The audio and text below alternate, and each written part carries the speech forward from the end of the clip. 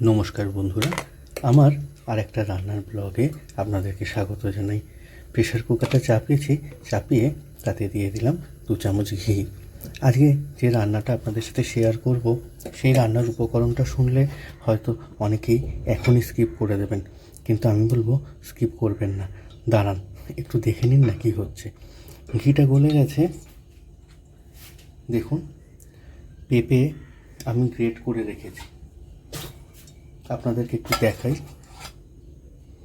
এই যে পেঁপেটাকে গ্রেট করে ধুয়ে স্টেনারে রেখে দিয়েছি যাতে জলটা ঝরে যায়। ঘিটা গরম হয়ে গেছে, ঘিতে এবার পেঁপেটা দিয়ে দিচ্ছি। বেশ, এইবার একটু ঘিটার সঙ্গে পুরো পেঁপেটাকে একটু নাড়াচাড়া করে নেব। আর এতে দেব 1 চিমটে নুন। এইটুকু নুন দিলাম। ভালো করে খুন্তি করে নাড়াচাড়া করে এবারে প্রেশার কুকারের ঢাকা আটকে দেবো এবং একটা হুইসেল পর্যন্ত সেদ্ধ করে নেব। জাস্ট একটা হুইসেল দিলেই তারপর বন্ধ করে দেবো গ্যাস। ঢাকনা আটকে দিলাম। এবার প্রথম হুইসেলটার জন্য ওয়েট করব। যতক্ষণে প্রেশারে পেঁপেটা নরম হবে ততক্ষণ আমি পাশের গ্যাসটাতে চাপিয়ে দিয়েছি দুধ। এটা 1 লিটার দুধ চাপিয়েছি। এটাকে আমার উদ্দেশ্য হবে গরম করে 1/2 লিটার করে নেওয়া, অর্থাৎ আরও দুধটাকে ঘন করে নেব। দুধ যখন ফুটছে এই 4টে ছোটো এলাচ থেঁতো করে দিয়ে দেবো। হামান দিতে থেঁতো করে দিয়ে দিলাম এর মধ্যে। দুধটাকে জাল দিয়ে এরকম ঘন করে নেব।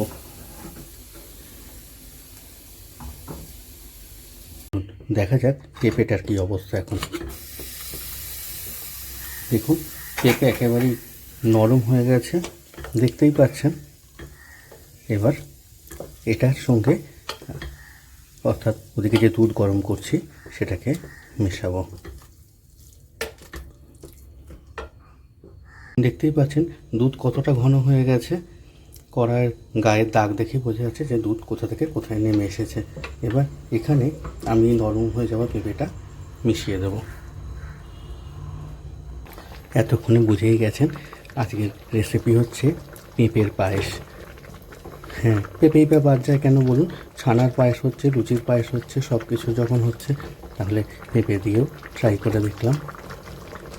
একটু জোর বাড়িয়ে দিয়েছি, অর্থাৎ হাই ফ্লেম করে দিয়েছি যাতে আরও একটু মানে এর যে ঘনত্বটা আরও কমে আসে, এবং মানে আরও বেশি হয়, ঘনত্ব আরও বেড়ে যায় এবং তরলটা আরও শুকিয়ে নেওয়া যায়।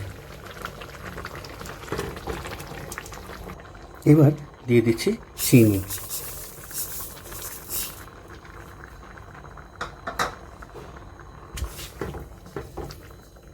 চিনি দিলে এটা আবার একটু পাতলা হয়ে যাবে, তাই ঘন করার জন্য আরও কিছুক্ষণ এটাকে ফোটাতে হবে।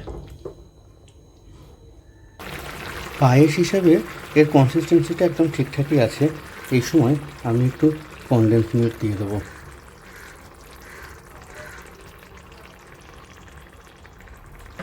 যাতে টেক্সচারটা ভীষণ ভালো তৈরি হয়। এই কিছুটা কাজু আর কিশমিশ আমি ঘিতে ভেজে নেব। কাজু আর কিশমিশটা ভেজে নিয়েছি, নিয়ে এবার এর ওপরে দিয়ে দিচ্ছি।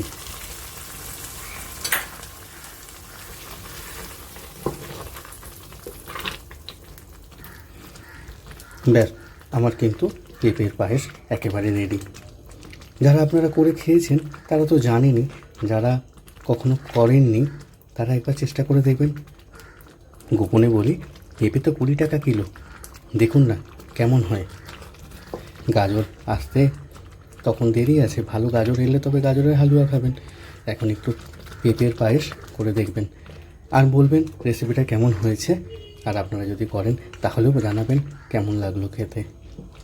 ঠিক আছে, তাহলে ব্লগটাকে এখানেই শেষ করি। ভালো থাকবেন, সুস্থ থাকবেন। পরের ব্লগে আবার দেখা হবে। সকলের সাথে প্রচুর আনন্দে থাকুন। Tata, bye bye.